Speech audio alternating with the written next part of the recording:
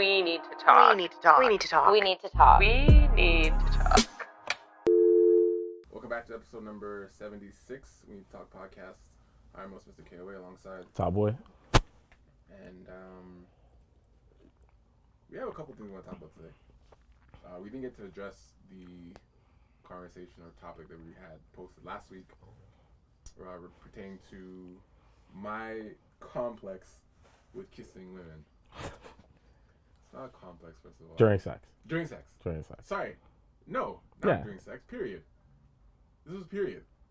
No, it was, the question was, the guy said, I don't kiss women. Oh, well, when during sex. Like, I don't, it's not a necessity for me to kiss a woman to have sex. Okay. Not necessarily during sex. Like, okay. I don't have to kiss a woman in order to have sex. Okay. I can enjoy sex perfectly fine without our lips smacking. Okay. And Twitter went on a rampage on me, which is great. That's what Twitter's for. But, yeah, like, I'm just gonna read some of the stuff some of these people are saying. It was interesting because read the original statement and then what you responded saying. Sure. Right. So the tweet was, I'll discuss this further on my podcast, but quickly, why I can have sex with women, but don't kiss all women. Hygiene and trust are big factors. Saliva and mouth-to-mouth contact with someone is much more personal, in my opinion,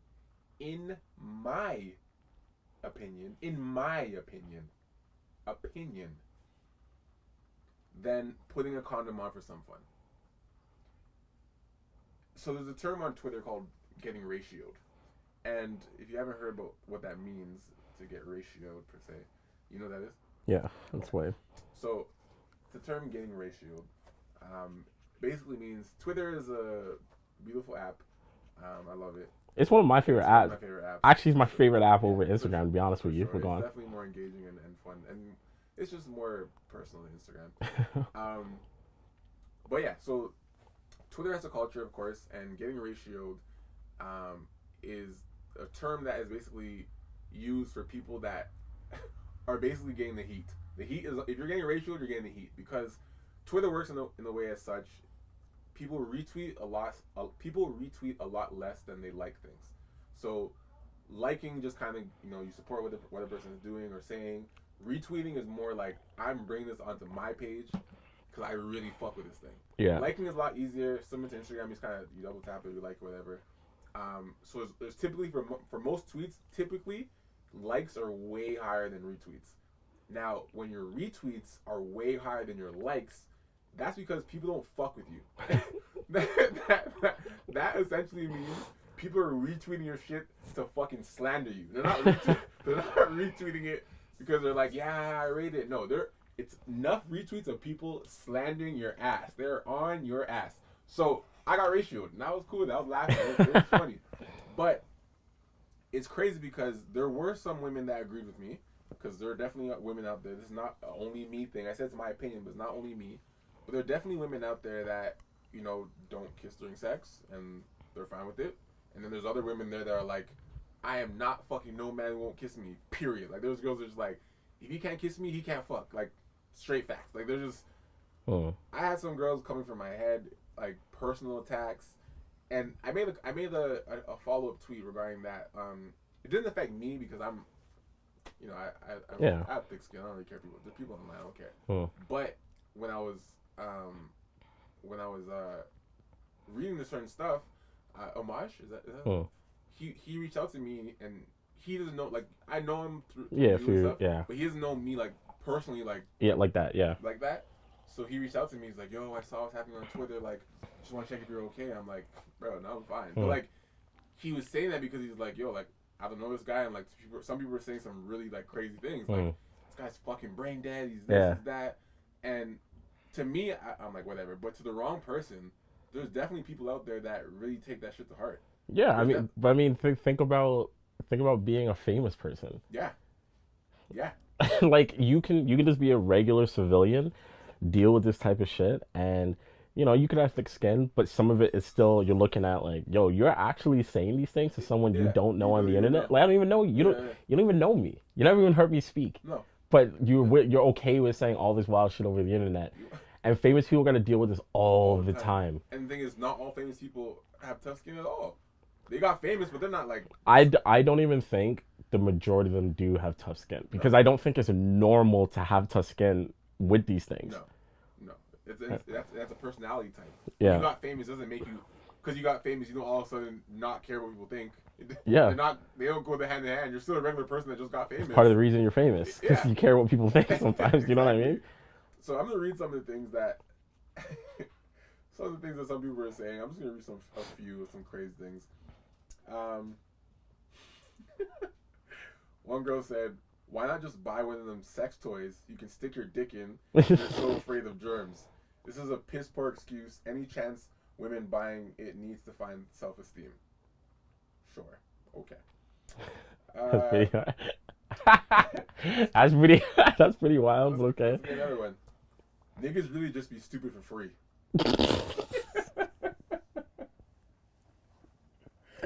I'm actually gonna steal that one. That's funny. That's funny. Niggas be stupid for free. I was like, shit, okay. Let me go with another one. He's like, yo. Okay. It was mostly women going. Yeah, okay. But let's talk about this, okay? Yeah. So yes, I don't think, like, physically I can definitely have sex with a woman without having to kiss them. Okay.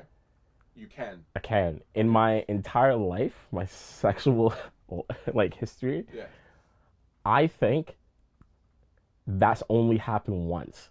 Where you've actually completed sex without kissing at all? Yes. Okay.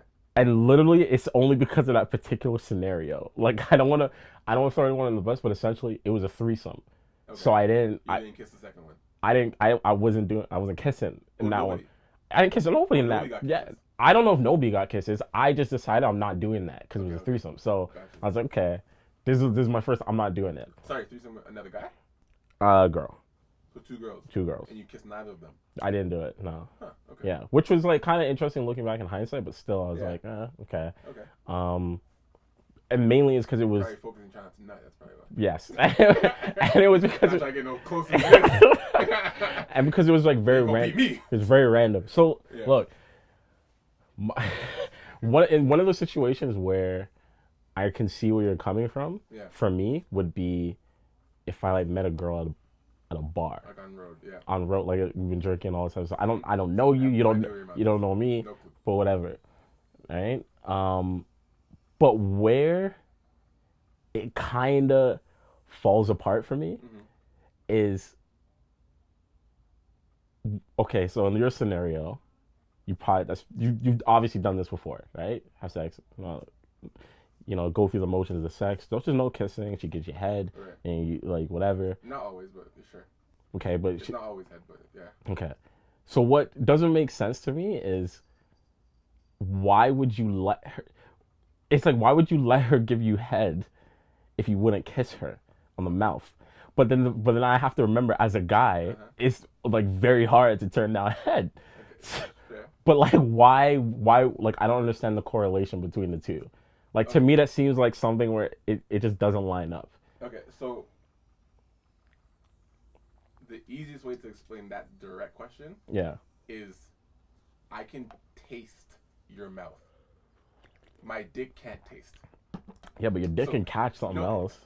That's a completely different discussion because if I'm worried about you having something, that's completely something. Like the kissing thing is not because I think you have something. Yeah. I'm not saying I'm not going to kiss you because I think you have something, but you can give me head and give me something. Like but it's because what? It's because I'm so specific about putting things in my mouth and taste and lingering and the bacteria going into my mouth. Okay. My dick can't taste. I can bathe. I can wash my dick. Like if I'm not like this is a completely separate issue than HIV, AIDS, STDs. Like if I'm worried about that, I'm not even doing anything with you. Yeah. So this is if I trust you enough that I'm like you probably don't have anything. Cool. Still doesn't mean I'm kissing you though. But we can fuck because I trust you enough that you don't have anything. Huh. But the kissing thing is like I like it for me. And it's, again, it's an opinion. For me, it's like if I'm kissing someone, I fucking like you. Like for me to have you that close and like and I genuinely enjoy kissing.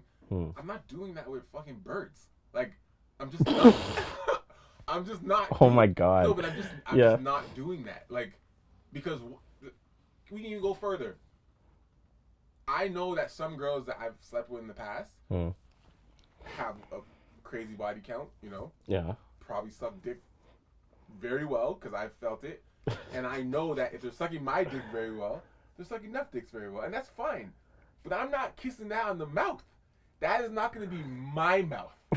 Oh my God, like, bro. That is the rawest way I can explain. Yeah, it. but like every woman that every you woman has given head. no, not just given head. Every woman that you've ever like been with, that's whether they're your partner or not. Right.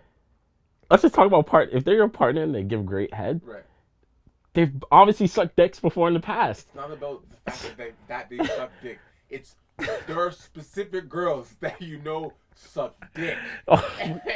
And I'm like, no, you're talking about hoes. That's what you want to say. I'm not trying to shame these ladies out here. Yeah, okay, but that's what you're saying. Be real. Stop it. I'm not gonna call them hoes, but I'll call them birds. But that's what it is, no? That's what it is, though. But yeah, like I've had my fair share of sleeping with girls that I know have been around a couple times, whatever. But yeah, those aren't girls that I'm gonna kiss. Again, the reason I was talking about this tweet is because I feel like kissing is a very intimate thing to me. Where it's like, if I'm kissing you, I like you. Yeah. You're either my girlfriend or you're someone that you're not my girlfriend, but I really fuck with you like that. That I'm like, you know what? This kissing thing, like, I'm gonna enjoy this. I don't need to kiss for me to be able to get hard. I don't need to kiss for me to, want to get you to fuck you. Like, kissing it for me is like, I'm doing this because I'm like, I genuinely want to know, like, I genuinely want to feel your lips on me. I genuinely want to be close to you. So this is why I'm doing that. Fucking you? There's some girls I forgot their names, like, and that's not to fucking act like I'm a fucking dirtbag, but like, there are some girls I'm like, we can fuck, and I'd probably never see you again, and cool, like, you know what I'm saying? Anyone that I've kissed aren't girls that I would view that way, if that makes sense. So when some girls are like, oh, like, you're not gonna kiss them, but you stick your dick in them. I'm like, yes, I would, because me sticking my dick in them, I'm like, yes, I want to have sex. They want to have sex, cool. But I don't want to share a connection with you because I don't like you like that. Okay. Hold on. What? I'm going to continue. Jamie, can you just pass me the paper towels, please? Fully knock this over. Yeah. I don't want it to get sticky. Be careful when you open the door, though. Here, just, no, I need, like, the whole roll. Pass me the roll. Sorry. I got a little wild and knocked my can over. What happened? I knocked my can over. Okay, so for me, it's interesting that you bring up the connection part, though. Right. Because I think, so here's the thing. I think I said it either in like another conversation with someone when this shit was blowing up on Twitter. First and foremost, I do not give a fuck about Ryan's sex life. You know what I mean? Like, that's what, like, in general, like, I don't care. Overall. I don't care what anyone is doing in their own sex life. You know what I mean? As long as you're not, like, hurting someone or doing some wild shit, do whatever makes you happy, right? I think the reason there's a disconnect for people to understand it, because, like, I'm in that camp, too. Like, I don't, like I said, it's only ever happened to me once, but it was, like, for a very, very particular reason, but the reason I don't understand it is because I equate sex with connection.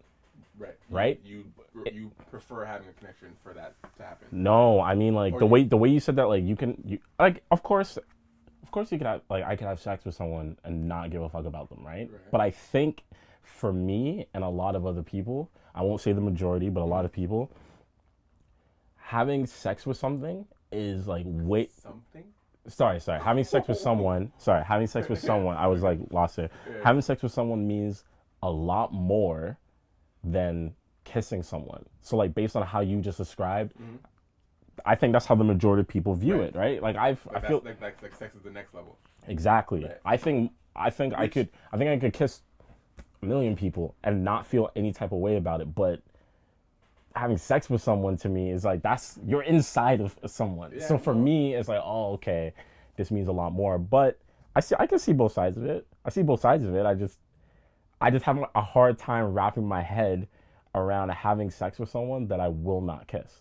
Because if I don't want to kiss you, in my head, I'm just like, I don't even want to have sex with you. Why? Because I think kissing is so basic. I actually think it's mad basic. Then I'm like, so that's that's what I'm saying though. I think it's mad basic because which is fine as well. because like, I think back to being in fucking high school and like making out with girls on the bus, like and that was, to me at that time I was like, oh my god, this is crazy. Before I had sex. But it's just so, it's for me it's just whatever. But I understand where it's like, oh, okay, no, this means a lot more to me, right? But I think there's context to everything. I think if I think especially where I'm at in my life now, catch me like making out with a ting, like that's problematic. Like it's not just because I have a partner, but it says a lot more as you get older. And I think that is where the stage I'm at, where it's like kissing has become a different symbol when you're dealing with the opposite sex at this stage of my life. Yeah. Where it's like when you're a kid, you're kissing because you're not. Most kids are kissing because they can't have sex, don't know how. Right? Like they're still in that early phase. I had sex. I started having sex when I was 14, so I've had, and maybe that's another factor. Like I've had a plethora of sex for years. See, I think that is exactly the reason why. Sure. Because go ahead. Not even that it's not the norm. Like I actually know a lot of people that started having sex in their early teens. Yeah.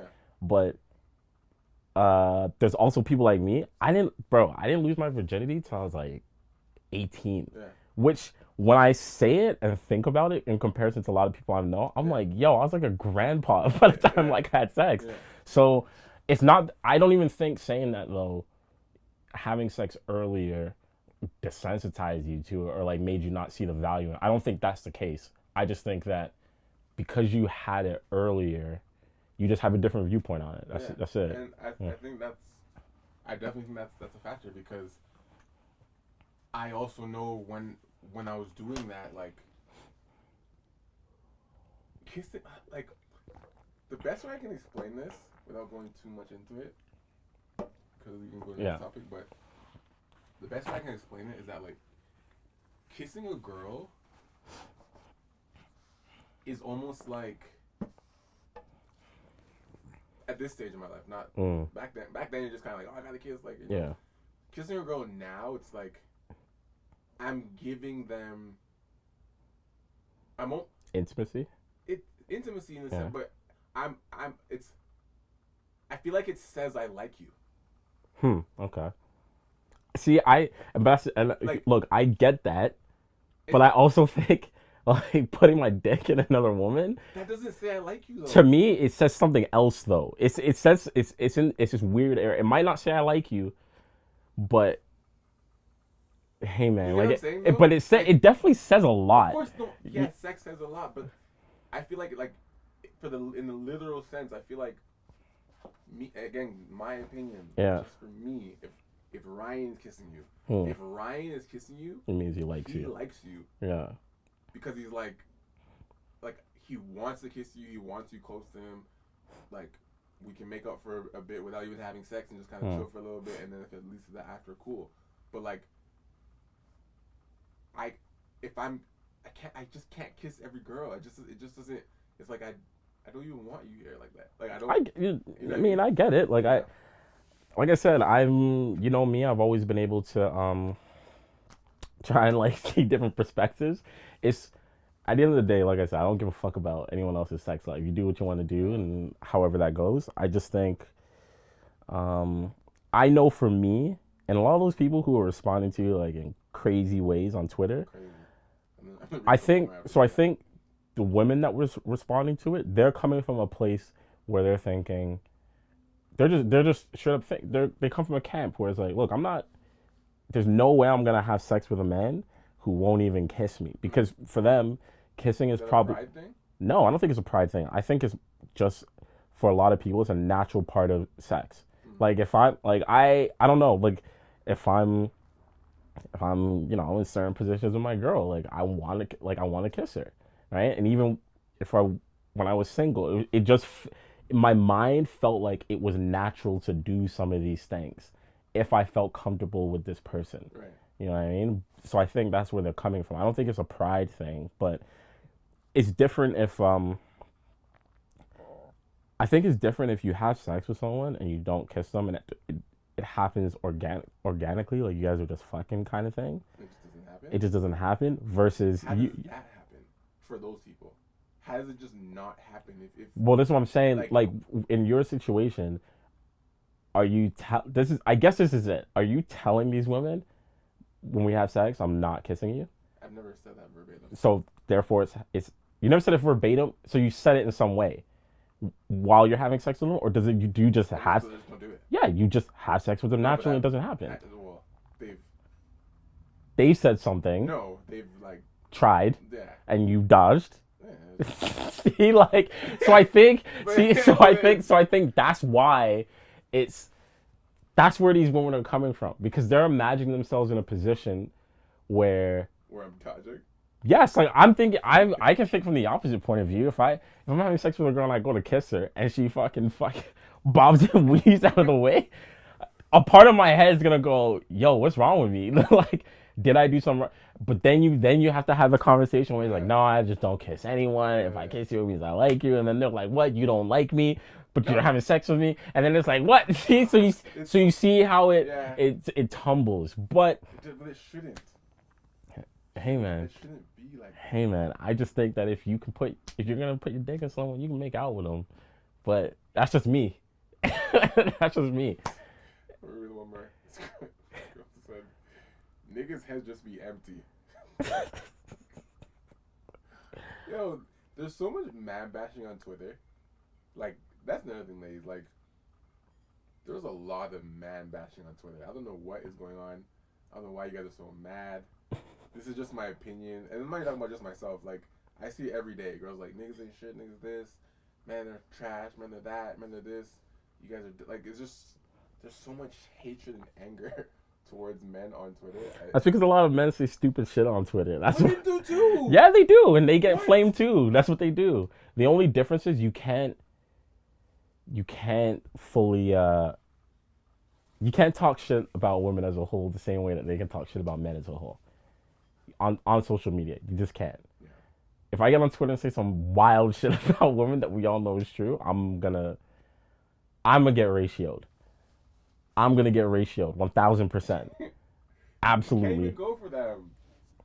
They're untouchable. They're actually untouchable. They're untouchable. Which is okay. I'm not mad at it. I'm just saying. I'm not trying to say. I'm not trying to come for you. I'm just saying, like, it is what it is. Oh man. So we dropped a question today, or yesterday. Sorry. If you guys have not seen, make sure. I'll put the picture in the group. Little thing. If you guys haven't seen our glorious, beloved Adele, rocking Bantu knots and Jamaican flag bra. Was it Notting Hill? Notting Hill, which is like, imagine Caravana times a million. Yeah, I heard it was. Notting Hill is like something all black people should go to. So, now, the question was, at what point does cultural appreciation turn into cultural appropriation? At what point? And is there a point? Is this shit subjective? Like, cause even as a black person myself, and a Jamaican person, like, we're inconsistent as is, and I think that's what makes things very frustrating, because you'll have, people from our community that are like, oh no, that guy's good, he's good, allow him, he's good, man, he's good, but a next person might do the exact same thing that person did, but they didn't get the pass because I just don't know you, like, you know what I'm saying? Like, is the appropriation contingent on how well certain people know you or how respected you are in the community? Like, that's where I feel like it's getting really foggy. So I think in this climate right now. I think what you just said is like definitely a component of it, where you sit in the community already. Look, I'm just gonna say it straight off the bat. Like, I don't think she was appropriating the culture at all, because the question is, when does it become? At what point does it transition from appreciating to appropriating? This would be we've seen Adele do this now. It will become appropriating if moving She forward, makes a Jamaican. this is how she is. Like Like, moving, starts doing that. this is how Makes she a reggae album. makes a reggae album, starts talking like Chet Hanks, you know, Jamaican accent, all that foolish. That's cultural appropriation. Chet. That's cultural appropriation. Because this man, I agree. this Why? man literally does not hang out or know. I don't think he knows like any real Jamaicans in real life, but he comes online. He must know one. Someone is giving him. He's not getting this from nowhere. I've never seen a single black person around him No, just ever like- on social yeah, media. I never seen. You don't know him in real life, but I mean, like, there has to be one that's giving him some. This is not just coming. He's not YouTubing this shit. You really think there are people out there that won't just do this on their own in 2020, Ryan? No, I believe there are people who do this, but it's very hard for me to wrap my head around him. He's Tom Hanks' son. He's not a fucking regular guy. So That's what makes it even crazier. No, but I'm saying what I'm saying that is because if you're Tom Hanks' son, you know lots of people. I'm sure there are at least a group of Jamaican people that maybe his favorite restaurant that they help him out. He comes like does some publicity for like someone is helping him. You're giving this guy more credit than he deserves. I do not believe he's going on YouTube and fucking searching. I absolutely and do. Jamaican people talk. I absolutely do. I absolutely do because I'm see- quite sure I've met people that have done that. Anyway, back to the question. Fuck Chet Hanks. So Chet is appropriating because. So hold on, no.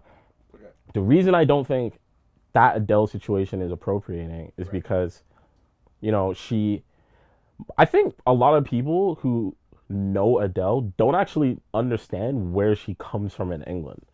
Like her area. Her area, like she for most of her life, she grew up in an area called Brixton, which it would be the equivalent. It's predominantly black, but it would be the equivalent of maybe a Scarborough, right? So her entire life, she's always been surrounded by black people. She's always given praise to black people. Her favorite black artist. She's always done all these things, but she's never done anything in her music where you could honestly point to her and say, "Oh, she's stealing some from some black woman." Like you can't honestly say that about Adele. So I personally think that photo was posted, but I'm willing to bet when that photo was posted, she certainly wasn't around a bunch of white people. I think she was probably around her friends, like in their not just around her. I meant like the group of whoever took that photo and a group of friends. I'm willing to bet it was like a bunch of black women that she was with. That she was with. Like these are probably her homegirls she known her entire life or whoever along. And I personally I just didn't have an issue with it. I didn't look at it and say, Adele, you should not be doing this. I thought it was hilarious, to be honest with you, because it popped up out of nowhere. And I think she was just trying to say something nice about Notting Hill Carnival and how much she misses it. Yeah. And she didn't realize like she was about to get memed like crazy. Because people started replacing all her song lyrics with Jamaican, with patois, right? So I thought it was hilarious. But yeah, I just didn't think it was that bad, to be honest with you. And when we look at the comments that some people were saying, you know, of course, okay, like Sid said, she doesn't. Like, I don't think anyone gets a pass for cultural appropriating, for sure.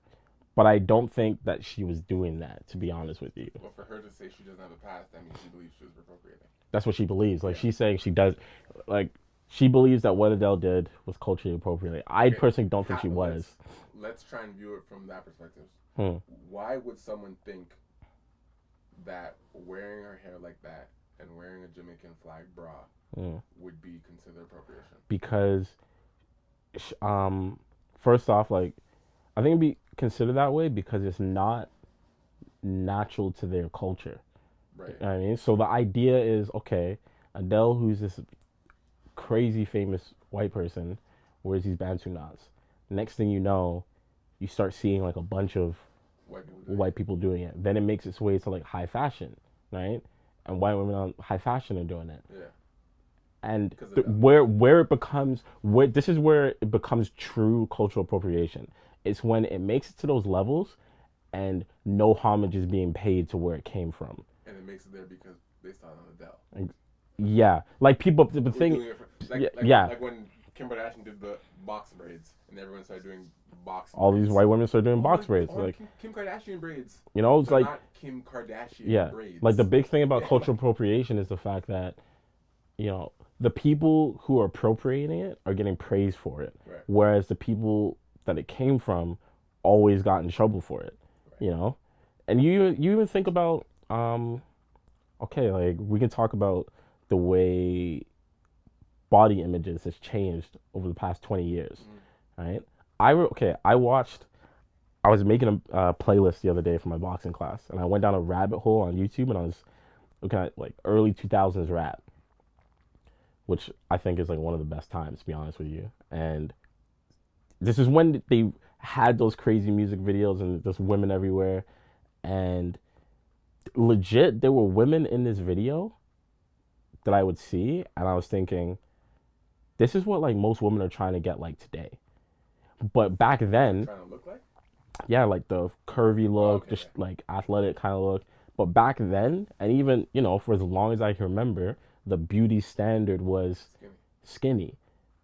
But the opposite of that was not like pretty much how black women looks Or naturally shaped. Yeah. So the way that black women used to get shit on for how they looked, having a big, it sounds so crazy saying this now, but like there was a time when people used to hate on people having a big butt. Yep. And it's like now, how you scroll on Instagram, everyone's trying to create programs to get a giant butt. Yep. So it's like, people don't want to admit that's a kind of appropriation there, but it only becomes accepted once white people grant it such. Typically, yeah, throughout history, and that's the thing. So I think the problem is, I think a lot of cultures have appropriated in some way. Like I'm sure black people have appropriated some shit from other cultures in like music or whatever. I'm not saying in terms of music that they've created. I'm talking about when I watch a music video and you see, I can't remember the one, but you'll see like a bunch of black women wearing Asian garments, right? Yeah. Kimonos, right? Like that, it's not natural to our thing. It actually makes no sense that we wear that, but that's a form of it. But it doesn't actually become a problem until white people do it and then almost mass produce it, and then you forget where it came from. And profit on it. Yes, yeah. That's the biggest thing. Yeah. You know what I mean? So, to be honest, if I ask you this question, when I say the words cultural appropriation, who's the first person you think of that pops into your head? I would say Kim. For me, I say Kylie Jenner. Still part of the family. Still part of the family, but that's who I think of first. Why? Why yours? Because I just see. I wouldn't be surprised if Kim has done it. I don't really follow their family that too much, but I always see on social media how up and coming designers, like young black women who have their own clothing brands and all this stuff, they'll, they find out that someone in Kylie Jenner's camp has bought their shit, and then next thing you know, Kylie Jenner's like mass produced something that's eerily similar to their stuff. Yeah. The way that Kylie's whole body, like I understand their whole family had work done, but the way that Kylie created her body, like come on, bro. Like, first of all, it's not natural to how she nearly looked, unless the only way she could get like that is if she went on some insane dieting and working out, which she didn't do. She just was like, I want this, and made it like that, and eerily similar. Her body is like very much how black women naturally are. You know what I mean? Like I know that some people might be cheesed by that, but that's just the truth. Like I'm not saying anything that's not truthful here. And that's the thing though, right? Like this isn't to say that white women or anyone who isn't black can't, naturally make their bodies this way. Yeah. But the problem is black women used to get shit on for looking this way. That's where it becomes annoying. And now it's okay. Yeah, that's where it becomes a problem, because whether it was in media or you either saw it, like black women used to get shit on for looking this way, and now everyone's trying to look this way. Everyone's tanning like crazy. It's like I never understood it. tanning's one of those things where I'm still not on board. But here's, Like, but you know what still though? not on board So with tanning. I know it's so popular, but I'm just like. But here's the thing with tanning though. For me, I think I actually understand. I actually understand a white person who's like, I do not like being pale. I don't like it. I don't like it at all. Like, I hate it. The other day I'm talking to Jamie and she sees like an old video of herself and she's like, she's like, I'm not looking forward to being that white again in the winter, right? And even Jamie doesn't. She's not even that dark, right? But where the tanning thing becomes a problem is when people are almost doing blackfishing. That's insane to me. Like getting dark. And then they'll still have the audacity to treat you like shit. It's like, what are you talking about? I'm black and you're darker than me. Like, how does that make sense? So how do you feel about those white girls that go to Jamaica and get the braids? Like, must have.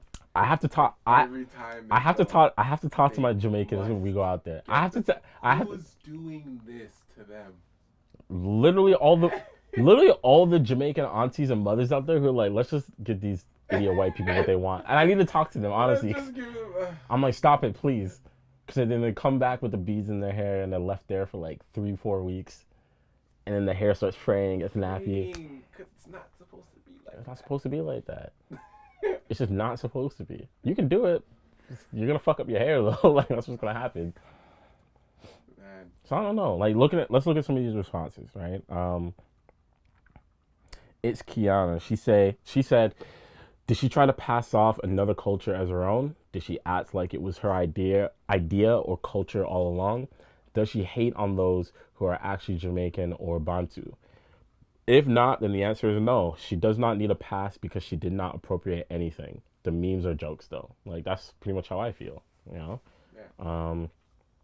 Reckless J, they said, from what I heard, it was from a year ago, and she was at a caravan type of event. Adele has gone on record talking about her circle, which appears to consist of black women. If those black women are okay with it, who am I to judge? She also acknowledged... So wait, that's the part that... That's the part where I'm always like, this is a weird gray area. Yeah, because... Like, but this is the thing, right? So... But that also doubles with the people who say the N-word. Like... It comes close to it, but this is the problem. I think... So, the whole N-word thing, I think anyone who is outside of the group who allows that shit is going to have a problem with it. Like, no one's going to accept it. And what will typically happen is they won't just have a problem with that white dude who's saying it or white girl. Yeah. They'll have a problem with the black people in their circle who's allowing it to happen, right? In terms of, in this case, maybe her friends were cool with it. Yeah. I think a lot of people do that I think a lot of us do that to a certain extent. And we don't even... Give people a blind? Yeah, like, so this is like an extreme example, and I might be stretching here, right? But even down to the way we cut our hair, I know white dudes who get, like, full proper, like, lineups and fades and all that stuff. I know for a fact that's not normal for their culture. But you see what I'm saying, though, right? Like you're getting that haircut because we do it. Because we do it. I'm like straight up. You might actually look fucking sick in that cut, but it's not normal to your culture. Your hair's not even like made to be faded. It's not that it's not. It's not even that. It's just. It's the fact that put it like this. Put it like this. I know that if I taper, you'll get that taper at first cuts. Ryan, I know that if I go back in my family's books, can first cuts give them that taper? That mall haircut. I know that if I go back, if I was able to go back and look and see, you know, all the men in my family generation, in my history, they would probably have similar haircuts. Yeah. Even though I have dreads, they still have fades. Yeah. They still have like lineups. They still have something, right? I know that when I look at... You're the first one. What? Exactly. I know that when I look at white dudes in the 70s, you've never seen any movie, nothing. You've never seen any photos of a white dude in the 70s with a crisp lineup and fade. Am I right or am I wrong? Have you ever seen that? Line up. You've never seen that. You know what happened?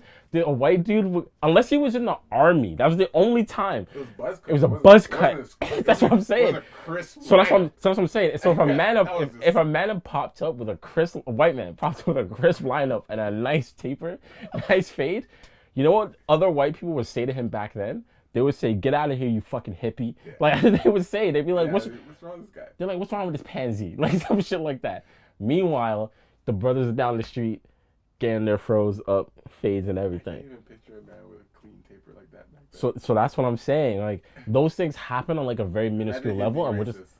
huh? Imagine that guy being like, "No blacks allowed." With a clean A clean fade. Oh my god! You're like, what? Where'd you get that from? Like who cut your hair? What white man cut your hair? That's what I thought. No, it didn't exist. So I think everyone on like and once again, I think that's a big stretch but I think it's kind of accurate. I think people do that on a minuscule level. So I understand the whole gray area. The gray area becomes a real problem when people start like saying some. For me, the gray area becomes a real problem to me when I think it's maybe the way people start speaking. That's like an immediate red flag to me. What do you mean? So, we talked about like Chet Hanks speaking Jamaican. Like if, you know, if Adele didn't grow up where she did her entire life, she didn't do any of those things, and then she posted this photo and was doing that, I could see the argument for her culture appropriating, right? But because she's been immersed in that culture her entire life, it's a little different. So, because I hear the same thing about. So with that argument then, and it's all a tough argument. But with that argument that stands, then if someone is actually easiest example. Okay, give me an example. White people born in Jamaica. Yeah. Okay. So white people. Okay, go on. White people born in Jamaica. Okay. When I was in Jamaica, I've seen Asian people. Yeah, there's a lot of Asian people. Yeah. Pure harsh patois, like like if you don't know that's a thing, like, you'll be like, whoa, what? So seeing an Asian man and seeing a white guy, harsh, real strong patois. Now, are they subject to a culture appropriation at any point? I personally don't think they are because they cannot be. I don't. No, I see, and that's the thing. I don't think they are because people who, if they're born there and they've lived there and this is who they are, I don't think people in Jamaica are even looking at them saying you're appropriating our culture. I think they're looking at them like, maybe it's a little, like, I've never seen this before. Yeah. But I think people who are outside of Jamaica would look at those people and say, oh, they're culture appropriating. But that's because they don't understand. Like, they weren't immersed in that culture. So that's what I'm trying to distinguish. Is it immersion? Is it really just about appreciating a particular culture, or is there another level of it if you were raised in it? Yes. Like, absolutely. Even though it's not, does that now become your culture? Yes, absolutely. Because so now it's the white guy's culture, the Asian guy's culture. The difference is they're not appropriating because that's literally all they know. If they were born there and then they just grew up there their entire lives and that's all they know, that's what they know. But it's different if some dude from, I don't know, like New York moves to Jamaica at his 20s and then starts transitioning to becoming this dude who only speaks patois. Like, that is a little bit more dicey because you weren't born there. Yes, you may become immersed in the culture, but once you start changing, saying like, this is how I'm going to talk, this is how I'm going to start moving, this is how I'm going to start, like, my demeanor. So you think this comes down to a conscious effort? Yes. I think if you're consciously sitting there and saying, I am going to change the way I talk to be like this, you're appropriating. I'm going to start dressing this way.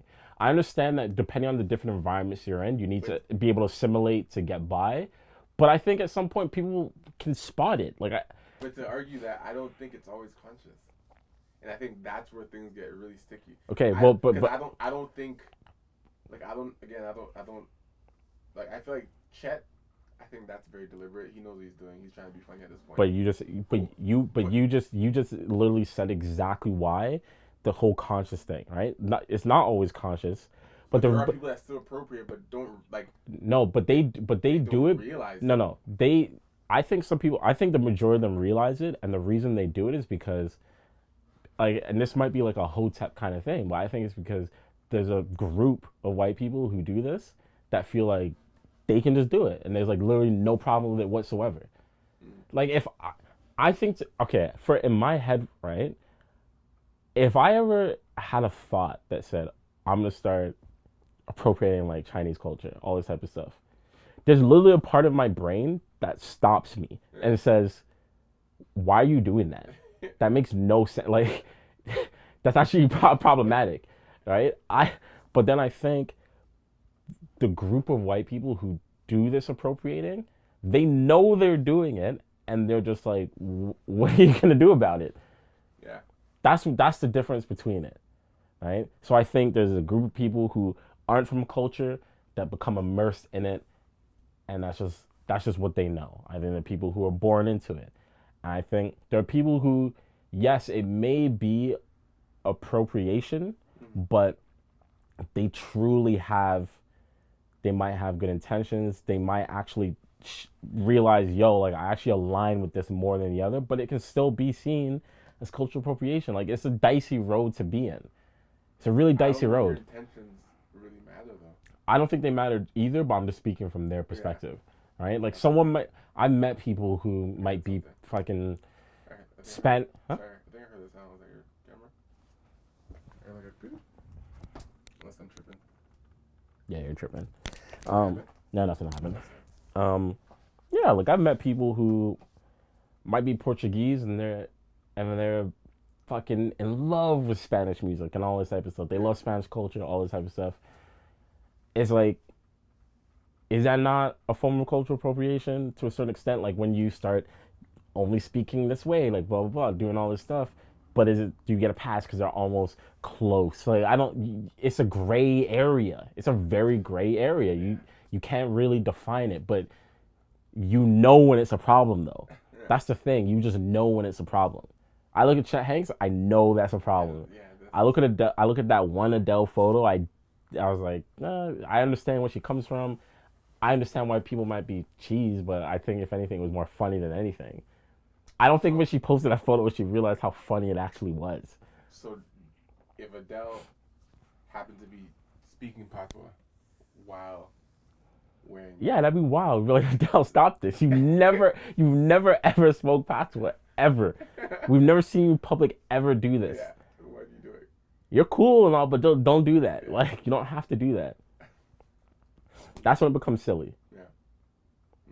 You know? So... we don't really talk sports on here. Yeah. Raptors are 0-2. Yes, they are. Do we have this? Celtics have our number? So we look damaged. Okay, so I was talking to Chris before this, right? Chris Burgess is the biggest Raptors fan I know. Mm-hmm. There's a video I saw, I think it's on my Facebook, of this dude, like we're watching the playoff games at my parents' house from like 4 or 5 years ago. And this guy got so amped when we won. Yeah. And it was fucking just round one. Like this dude took off his shirt and everything. No. That's how amped he was.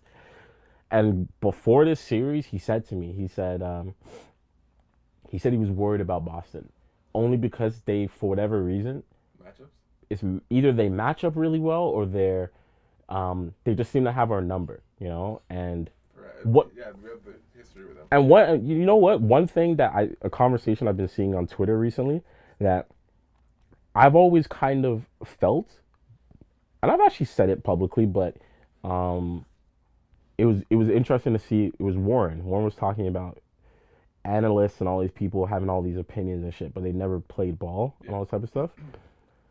I'm very careful when it comes to giving opinions in certain sports, especially ball, because I know too many people that played ball at a really high level.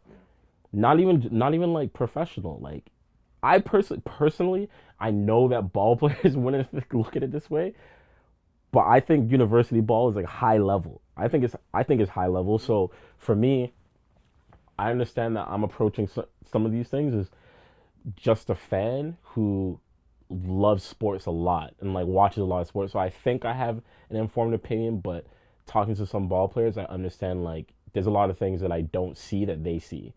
And in this case, I think that, people getting mad at Siakam for how he's been playing, I think a lot of people forget that this nigga's only been playing ball for 7 years, which is fucked up to really think about. But only 7 years, and he was expected to be the guy this year. And he's not that guy. He's not that guy yet. And the thing is, like, he had a good playoff series run last year for the playoffs.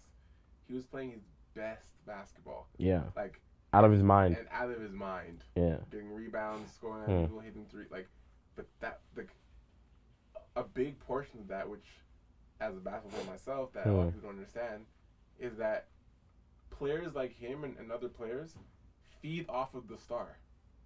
Yeah. They feed off of the star. Like, Siakam was playing amazing because Kawhi was there. Yeah, I think. Like, It gave him the confidence that, like, let's to make things as simple as possible. Last year, if Raptors lost, it's Kawhi's fault. Yeah. Whether you want to spin it, we got Kawhi for a reason. We can't lose. And he proved his way to give us the championship. Yeah. But on the flip side, if we don't win, Kawhi's not good enough. Like that's just the way it is. Yeah. He's not who we thought he was. Blah blah. So all that rested on Kawhi. Even though Kawhi didn't really want that, he knew he was coming into. He was brought in for a 1-year deal. Yeah. Make or break, like. Which is super wild too, because we won more games without him, right? Right. No, not just since. Even last season.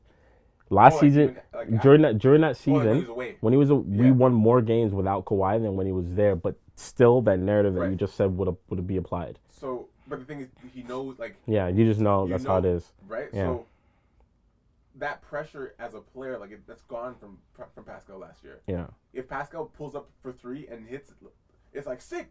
You're helping the team. Yeah. If he misses, it's like don't worry. Like Kawhi, like you're. You know what I'm saying? It's not. No one's like looking at him Pascal, to I need that. Like you're kind of like do you can to help. It's a different type of pressure for different. Way different type of way pressure. different. Yeah. So Kawhi's there to help. I mean, would come through to relieve. Now it's like he has to deal with that. We're also forgetting that just because we won the championship and just because we had a great season without Kawhi, we had a great cumulative season. But we still don't have a guy. Yeah. So this is the other thing too. You brought up. I definitely think not having just that one person to kind of just get you over the hump a little bit, because is really looking at the Raptors.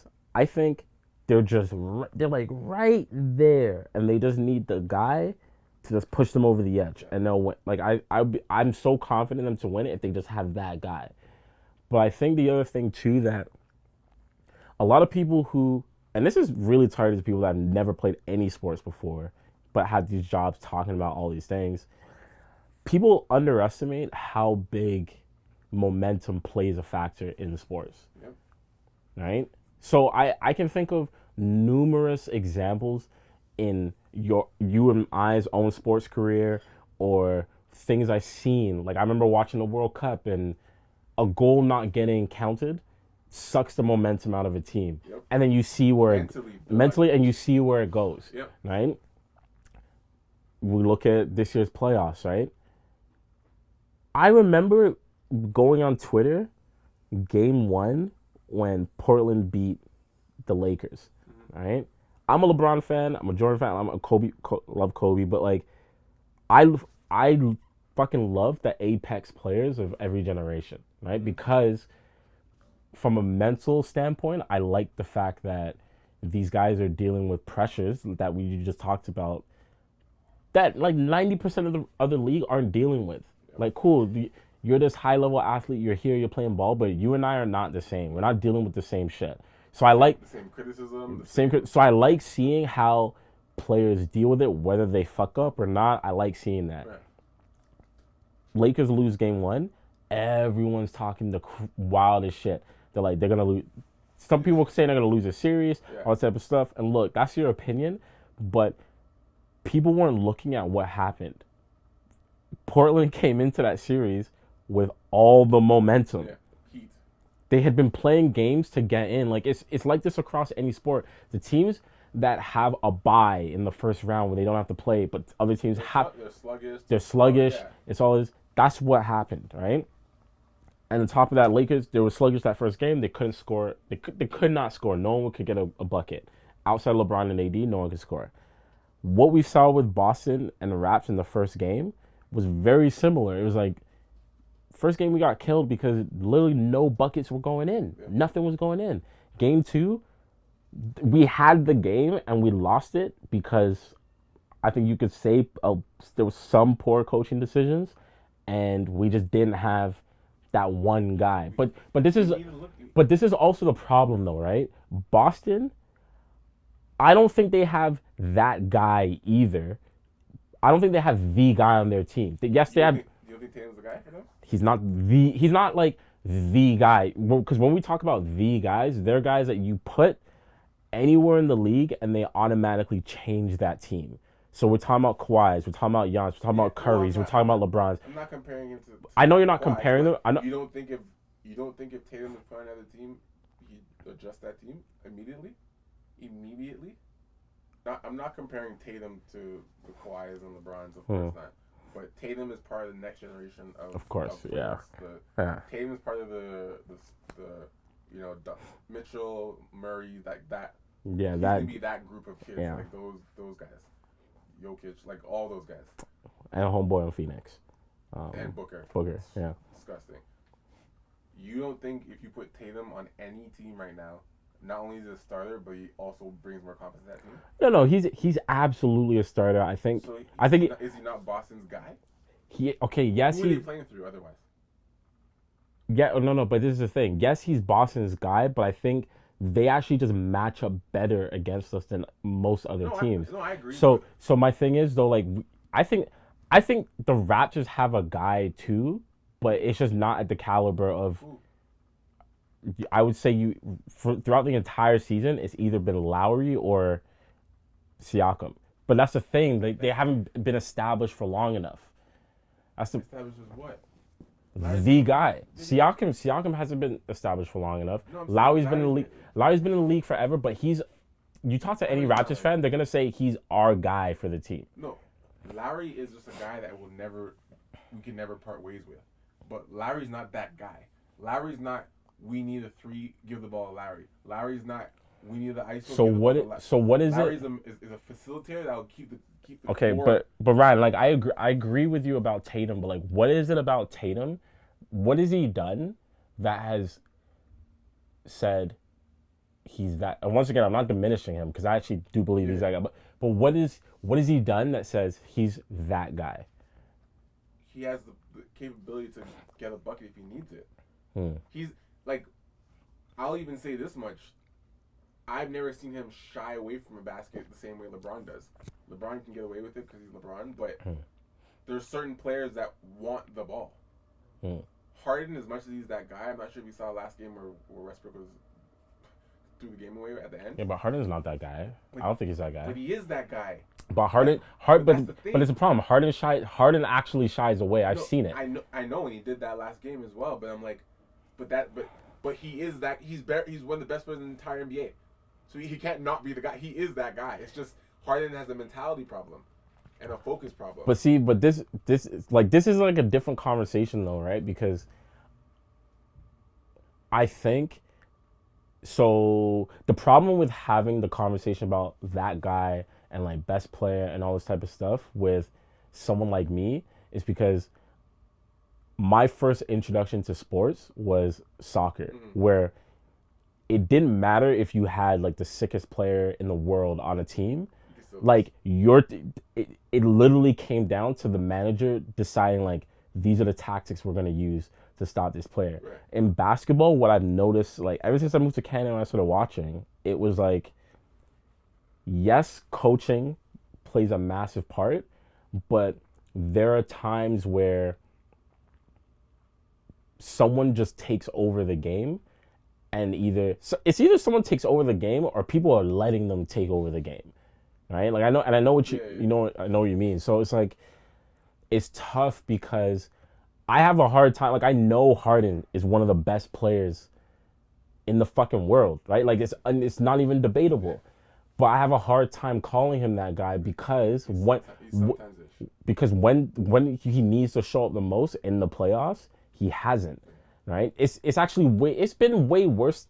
Not way worse. That's a big stretch. Sorry, it's a really big stretch. But I just think a player of his caliber to not produce in the playoffs, he doesn't get the same flack that some other players do, and I think that's what separates that guy. You know, I think people put, for example, LeBron in the same category as the guys of like Kobe and Jordan, all this type of stuff. I personally don't have an issue with that because I think you look at each generation of player, it's like every generation is slightly different, and he's been the most different in terms of that group. Right. You know? That being said, all three of those players catch flack like no one else in the history of ball. Period. Yeah. That's what makes me look at someone and be like, oh, that's how I know you're one of the best. If people talk to you differently because they actually expect so much from you. Yep. You know what I mean? So going back to that point though, like I do agree with you about Tatum. Like he is that guy. He does have the capability to get the basket anytime he wants. I still think the Raptors are actually capable of beating Boston without having that guy. I just think that for whatever reason, something's not connecting here. I think it's fear, and I think, we can't pretend like we're not in the pandemic. We can't pretend like we're not all still dealing with mental trauma, and it's not to say that all players are too. Like, of course, players do it differently. You can't be like, well, how come Boston's fine, Raptors aren't? Like, we're not in everyone's head. We have no idea how this is affecting every single player in different ways. So that I definitely believe that's a factor in all the playoff series. Yeah. You're playing basketball, but you're also playing during a time where this is not a normal time for anybody. Yeah. So whatever team that isn't necessarily playing the best could be just dealing with it worse that time. Not an excuse, but that's a reality. You're a player. You're a human. So you gotta perform. If you're not mentally there, you can't perform. That's just period. Well, yeah. And then on top of it, there's a lot, and we support the Raptors, of course, because we're Raptor fans, whatever. But there is a lot of pressure on the Raptors right now as defending champions, right? But that's the crazy thing though. Like, what? I think the majority of that pressure of being defending champions comes from literally only Toronto because they still don't get respect. I don't. Well, I don't think they care about anybody else. I think they're like for the city itself. Yes. Oh, okay. I think they feel like I get going down going down 0-1 already. Yeah. I'm sure they're like, fuck. Okay, like everyone's watching. Like we got this. Going down in the second game. Yeah. This is scaring them. Yeah, I think if they go down 0-3, they're done. To be honest with you, because the whole momentum thing, the way it works, I think they're done. They don't have the Toronto crowd because that's the other thing too, right? Like I don't want to act like the crowds don't play a factor in games anymore because they definitely do. I think. Especially if you've been to a Raps game, you know how our fans are compared to most other stadiums. You're like, definitely make a difference. The cheering, the loudness, people screaming. Yeah. When you hit a bucket and never basketball is an energy sport. It's energy and it's momentum. That's all it is. Like you need to, it's funny that I brought up soccer earlier because when I was playing rep soccer here, one of our coaches said the only sport I want you guys playing when you're not playing soccer is ball. Yeah. Because there's too many similarities, like how it's one of the few sports where you constantly have to play both sides of the ball. You don't do that in football. Like football, in football, yes, you can, but no, even if you're striker, you still have to know defensive patterns. Like you still have to move with the team. You still have to do all these things. Yeah. So you basically from a training standpoint, is that you get used to running back and forth a lot, but you start understanding how momentum works. I know that if we're playing ball and you're on the other team, and I see you hit like 2-3 shots in a row, immediately my head's going, I can't let this guy get hot. I can't let him get hot, because then it just starts rolling. Yeah. You know what I mean? Like guys like you, guys like fucking like Warren, like I'm just thinking in my head is like, you can't let these guys get hot, right? Because if you do, you're fucked. And it's all momentum, and that's all it is. That's literally all it is. So I think right now the Raptors are suffering from not having any. I think if they win the next game, it could certainly help. I still believe in Nick Nurse. I think he's like, he won Coach of the Year. I think he's the best coach in the league, but he's working with what he has. That's the thing too. And he's been able to do some great things with it, but it's the playoffs now. It's totally different. You play the same team at least 4 times. So everyone's like looking hard at what you do, saying, oh, before Ryan takes a shot, he fucking kicks his left foot, so he's gonna shoot. That like, shit kills me. You see the LeBron thing? LeBron, where he like looks, he actually does that shit. No, but that's what makes it looks at the ball every time before he takes a step back 3. Every time. But they don't stop it though. That's what's fucked. Every time. They don't stop it. There's nothing you can do about it. They don't stop it. It's like, these players do these things. Why aren't you stopping it? You can't. Oh man. Yeah. The last thing I wanted to bring up was that Future thing. Oh, what? Yo, women. So basically, not all women, but bro, women. Some of you guys, man. So basically, some of you guys, man. Not all y'all. I saw this tweet. Sure, not all. I'm telling you guys, not all y'all, but some of y'all. Man. DJ Academics. He posts, Future's baby mama requested $53,000 a month in child support. Per month. Just make sure this is monthly. $53,000 a month in child support. For your kid. Future. What kid needs that much money? Future. How much is $53,000 times 12? 53,000 times 12. You're asking Future to pay you $636,000 per year for your child. Future counter-offered with $1,000 a month. A judge decided that $3,200 a month is all Future has to pay. And then I saw Zoe. She said, $3,200 is chump change compared to what this man makes. But that's not what this is about. Like, see, I personally, I know what child support is. I know how it works. Yeah. But I don't think I truly understand how it works, because the fact that she could say, hey, I want $53,000 a month. She's saying that obviously because she knows how much he's worth versus the lifestyle that they're trying to maintain for the child, right? No, but it's not. So what is it based off of? I'm a product of life support. Child support. Life support. I'm a product of child support. Yeah. My parents have to do all that. It's so essentially the judges deem child support as an income amount that can suffice for you to get the daily things you need. Yeah. Whether it's food, travel, living expenses. Specifically for the child? For the child. It is for the child. Yeah. Like, this is expanded now with, celebrities and all this stuff, having babies and stuff, and divorces being so rampant that, like, now it's evolved into this thing where it's like, you date a rich guy, like, get some money off him if you have a baby. Like, now it's become like this crazy manipulative thing that women are doing, and they've been doing for a while. Like, the most recent one I know of was Tristan Thompson. Like, he had a baby mom, and all, like, she went for the max. Like, you know what I mean? So she's living good. Like, so that's not fair. Like, but this is my question though. Like, if it's so basically the way it's set up.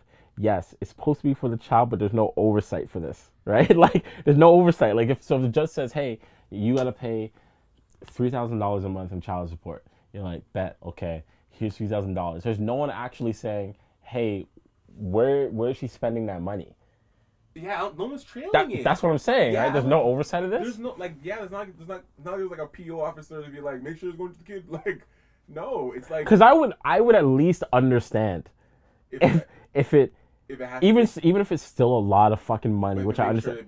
Make sure it's allocated to the child. It's like this has to go to This is going what to the kid trust needs. Fund. This is going to If I'm paying you, let's say, let's just say it's $5,000 a month for child support. I'm rich, $500 a month for child support. There's no reason why, when it's time for the kid to go to college or university if they want to, that you should be asking me for money. More money. I just gave you $5,000 a month per month for him till he was 18. For him or her. And if we're really doing numbers, that child support is not to be paying your rent. That child support is not to be paying for your personal bills. That is when my son needs food, you need to buy food for him. This is for the groceries. When he needs new shoes, new clothes, this is for him to do that. If he needs to travel, go anywhere, this is to pay for that. This is my portion because I'm not living. I'm not a live-in parent. Yeah, because technically you're obviously still providing. You need to do the same. You need to be a parent as well. Like this isn't just like I don't have to pay for shit. You now cover all of our expenses to get like. No, we share this child. Yeah, you have the blunt of custody. So yes, you have a large role in the responsibility. Your time is limited. Your sleep schedule. So yeah. We're paying for the man or the woman. Well, it's usually the man. Is there a scenario where a woman is paying child support? There definitely is, but you never hear about it. Look that up. Yeah, you never hear about that. The man's like, I want $5,000 from you, woman. Like, but yeah, like it's. I think it also accounts for like just the energy that goes into being a sole parent. Like, yeah, it's child support. But there's a lot. As in, like, there's a lot of things that come with. Goes to my son or daughter, but this is also going. Like, I don't have to raise no kid right now. I don't have to wake up. I'm not like so. It's accounting for the time that you're now consuming. Blah blah. Yeah. Even if $53,000 is a number, that is just solely money digging, gold digging, money digging. Because $636,000 for a year. 600 you want whatever job this woman is doing. I don't know what she does for a living. Whatever job you do for a living does not pay that much. Does not even pay. Why are you asking for more than your salary?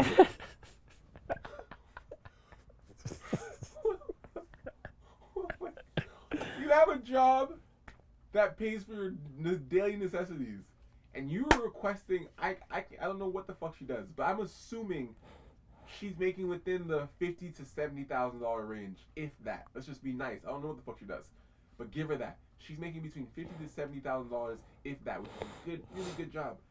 You were asking for nearly 10 times, nearly 10 times your salary, and you're deeming it as child support. So you want to live this lavish life for yourself on money because you have a child. Like the problem with this is wrong. The problem is that let me just walk through this, right? That's worse than divorce. I know. Let me just walk through. Let me just walk through this, because you have to keep paying that money till they're 18, and you know what I mean. Like, so lock him in for that. What? So the problem is, I think, you gotta pay. First off, there's so much money that you're paying a year, but a year. A month. A month. Some people make $50,000 a year. You want this per month because your baby daddy's future. Well, he makes $1 million. What does that have to do with the baby? I think part of the problem is, like, look, I think these people, they live a very well-off life, and on both sides, whether it's the woman or the man, or when they're together, they live a well-off life. When they're together, yeah, they're benefiting. Yeah, they're benefiting for sure. I think people become accustomed to this lifestyle, and then they say, well, we're not together anymore. They say I'm not together, but a part of them says, look, I want to support my child, but I want to do, like, there might be some people that say, I want to do the absolute most for my child, right? So if I need $50,000 a month, that's what I need. The problem is, I literally don't know a single person on the face of the earth that I've ever met that's required $50,000 a month for their kid ever. I don't even think I don't even think millionaires Spend that on their kid. spend that on their kid a month. They don't. They don't, because that's how they stay millionaires. That's exactly how they stay millionaires. How can you be a millionaire spending 50 racks on your child every month? What are you even doing? How do you even spend 50 racks in a month on a kid?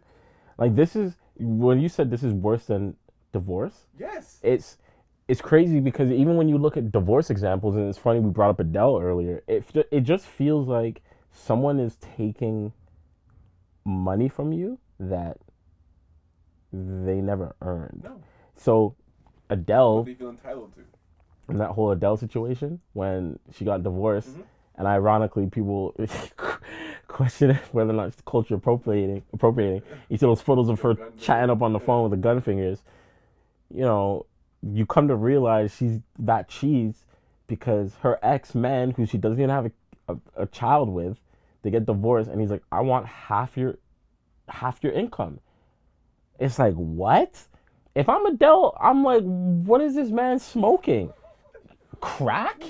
Like, what are you talking about? How can you look at me and say, I want $127 million. That's half of what you're worth. For what? You never loved me. That's legit what I'm thinking. You never loved me. If I got okay, Jamie straight up might disagree with this, right? But let's say her and I got married in the future. I fucking loaded. Her and I loaded, whatever it is, and we get divorced. I would literally look at her and just be like, look, I'm just gonna slide. Let's say I'm worth like 300 mil, whatever it is. I'm like, listen, I'm gonna just slide you like 50 mil. Here you go. Because I love you. Like, I actually love you so much. Like, here you go. I know we're not working anymore. This will help you out. This will help you out very well. But I'm literally not, especially if it was like money I earned myself. Yeah. I'd expect her to do the same thing. Like, I mean, there's no way if Jamie made that kind of money, I would look at her and say, hey, we're not working out. I need half of what you made. Since we're done. She'd look at me and be like, what the fuck are you talking about? She's like, excuse me? I made this income. Yes, you supported me all. That's why people got even mad when the whole, the Rick Ross line, when he's like, you wasn't with me shooting in the gym about Kobe and Vanessa. Yeah. Like, yes, thank God, like, things worked out. But it's a slippery slope, you know? Because obviously she raised the children. She was there from day one, like, all this type of stuff. Even easier example. LeBron is almost worth $1 billion with a Nike deal now. Yes, and he's been with Savannah his entire life. Savannah since his entire life. Yeah. Savannah has all the kids from him. She's been there on the sideline. She's been clapping, woo, woo, woo, whatever, raising these kids. Yeah. If LeBron and Savannah don't work out, does Savannah get $500 million net worth? Is that fair? For LeBron James, who she met before he was LeBron James, and has literally been there raising kids while LeBron's never home. And does she get $500 million net worth? Does that make sense? Because she actually was there and has been there. She shows up at the games. She brings the son to the games. She's at all, Brian's little games. Like, when he can't go to the games, she's there. Like, I think actually is in the trenches. So in that trenches. So in that example, I think that I definitely would not be mad at that. I wouldn't argue that one. I wouldn't argue at all. I'm the reason, not that you're. No, amazing. she played. I'm not the reason you're amazing, LeBron. Yeah. But I have allowed you to continue to. Yeah, I played a massive role in allowing you to be amazing. Like, she could have easily been any type of partner that says, no, like, I need this from you. I need this time. I need all this. And she was just like, you know what? I know this guy's going to do this. I'm going to let him do what he needs to do. Right? I think I'm curious to know what kind of, if they've ever talked about some sort of agreement or like a prenup situation, if they ever got into some shit. Because I think LeBron strikes me as the type of person where if that didn't work out, He's keeping all his money. no. I actually don't look at LeBron like that way. Oh, you think he's actually splitting it? I don't think he's splitting it. You don't think he's splitting it? I don't think he's split it 50-50, but I still think he's tossing everything. He's tossing it probably a fuckload, but he's Yeah. not looking at it being like, yo, you're getting half of my shit. That being said, if he gave her half, I'm not even blinking an eye at it. Yeah. Because you understand the scenario they're in. So, quick question, rest in peace, Kobe Bryant, but what is the difference between Vanessa? So the only difference was fucking Rick Ross came out with a song where he literally said, "You wasn't with me shooting in the gym." Right. So that line diminished what she actually did, which she did a fuckload. I'm pretty sure she was there just as long as, not high school sweethearts, but you know, like his entire career. So she would still, I would get it. I would get it if she got half, but still at that time, I remember when it came up, I definitely remember me saying to myself, I was like, yo, half? Like, chill out. I think looking back now, I would say she deserves half. Absolutely. And I say that because absolutely, yeah. We love to forget the nonsense that Kobe had to deal with for a little bit in the news. Of course. Forget the Colorado. Cases, yeah. The hush. So, and she stayed. Yeah. And she stayed and she took the slack and she took people to be like, Vanessa, you're a fucking idiot. Leave that fucking guy. Like, she took all of that and said, no, like, that's my man. All right, I'm mad at him, yeah. But, and she took so much that she's still here now. Obviously, he's passed, but yeah. Unfortunately, this way, but she deserves it all. Like, she deserves. Yeah, like this. I think this is the best way that I can equate it, right? Like, I think it's clear when you can see that some people are just being. I said some people, but I'm really talking about the cases where I've only seen women in the situation. Yeah. I don't like generalizing women, but literally trying to. Trying to gain. Yeah, you can tell very clearly when someone is just trying to gain something out of it.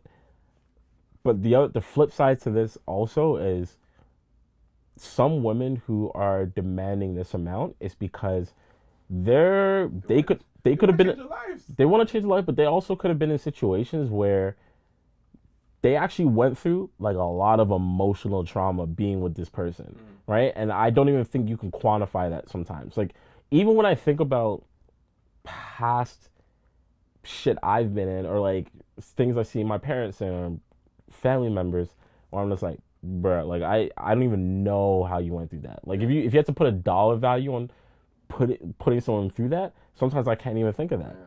So I understand why some people say, yeah, I want this amount, because maybe they're thinking about it from a different perspective than I can. It's not even numbers. Like, they're just like, you owe me this. Like, yeah, they're like, this is what I require because this is what you put me through. Yeah, fair. So I definitely that's an angle, and we don't know that. Like, we don't know that angle. I don't know how Future treats his baby moms. I know he has enough. So see, and like this is why with Future, like yes, I still think that $52,000 a month is wild, and I also could be coming from like, you know, this broke nigga perspective, but at the same time, it's like. I'm not gonna overlook the fact that Future's out here just having. At some point, you gotta say, Nick, bro, this is a little irresponsible. Like, come on, you don't need to be out here having a million children by so many different women. It's different if you have one woman or two. Yeah. But like a lot. I mean, we're also, again, we can play both sides, and like maybe these women want to have kids with him. That's true. That changes their life as well. Don't get it twisted. He's not pulling out, but they're not pulling away. Like, they're not saying no.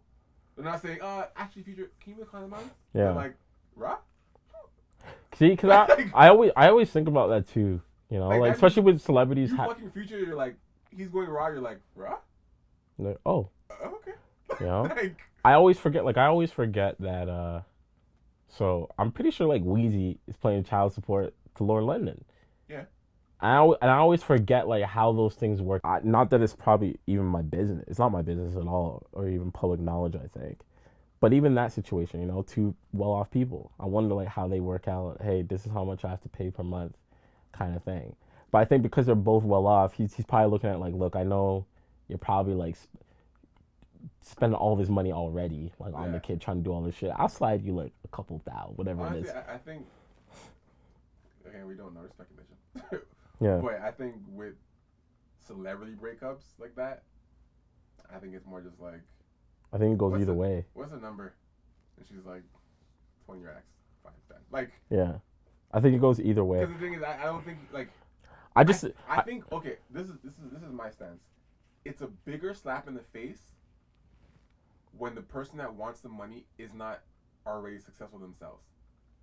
I think that's where the anger comes from. yeah. From rich people, celebrities, Mm. athletes, whatever. Is like 90% of these cases, I changed your life. Yeah. I didn't meet you already up there. Yeah, whether it was a man or woman, like the Yeah, Adele like, or the I changed your even the fucking like Oprah. yeah. Like Hmm. I changed your life. I'm changing your life. Yeah. So who the fuck are you to ask me? What are you talking about? Like Yeah. being with me has changed your life. Now that we didn't work out, I owe you? What? Like I think that's Yeah, where it's like fucked up. But I think the situations where it's like, I hit you up, you're in the industry already, you make your meals, you hit me up, I'm making my meals, we do this thing, doesn't work out. I'm sure in certain circumstances they're probably like, send me something, like whatever. Like, you know what, I'm done with you, but like I have my own money, like cool.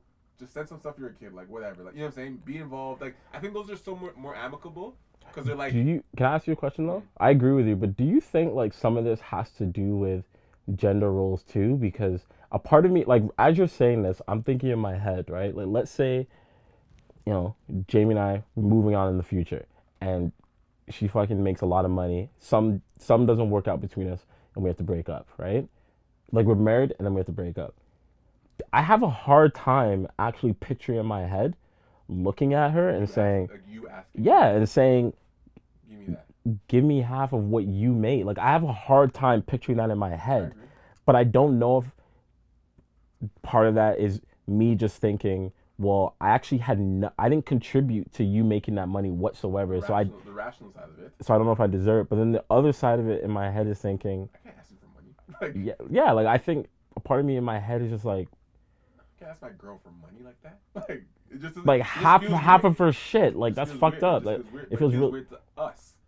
There is a large portion of the guys who also want that come up. But this is the thing though. Like there have been times where like I've given Jamie money, she's giving me money. Like we support each other because we live together and we help each other out. But it's not like But you're not I couldn't imagine saying, taking what she's give me earned. half of what you have earned. I could not look her in the Because I'm eye mad. and say, give me half of what you earned. I couldn't imagine doing that. Because I'm mad. But I don't know. I've never been in these positions. Like you never know, right? Like Yeah. you never know. Some like I said before, some of these dudes have probably put these women through some shit where they're just like, you know what? These are reparation fees. Now I want it, right? And like, it could definitely happen the other way around, you know. So who knows? I agree. It was a good talk. Good talk is always good. Yeah, I don't know. We've discussed prenups before and stuff like that. I think it all comes down to like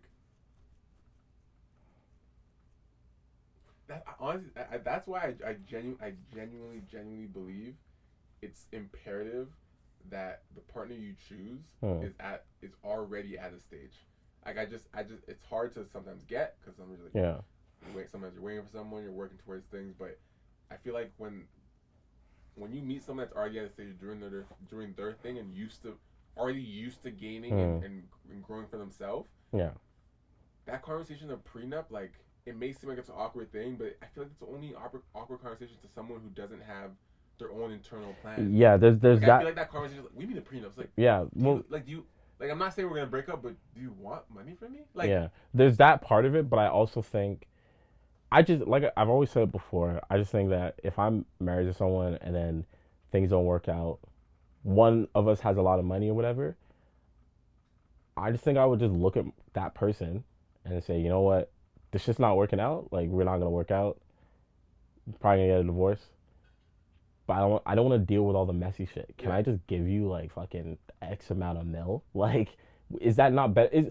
In my head, I just think that's a lot easier to do if I say, hey, if I'm worth $1 billion and I look at you and I say, you know what, I'm just gonna give you 300 mil. Yeah, but the thing is, Versus I genuinely believe those conversations happen, and women are like, some women are like, it's not enough. But that's what I mean. It's like, And bro, are you serious? Like, but that's where I come from, because I just think that, yeah, like even if we're getting divorced because I'm the one initiating it, like I say, like I don't want this anymore. I still obviously spent all this time with you. I had to have loved you at some point, or loved you enough.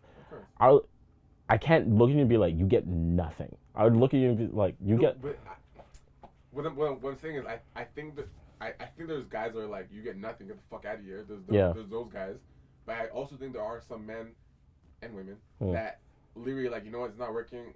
You know what, I'll give you this amount, and the person's like, nah, it's not enough.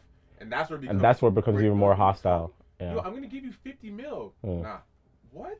Like that's when it's like, are you serious? Yeah. Like are you serious? Yeah. I'm willingly just gonna give you 50 mil. No, I want more. And then it's like, you know what? I can't even talk to you. Now there's court. Now there's this like. Yeah, and then it just becomes even messier. Because I think I definitely believe there's a conversation where it's like, it's not gonna work.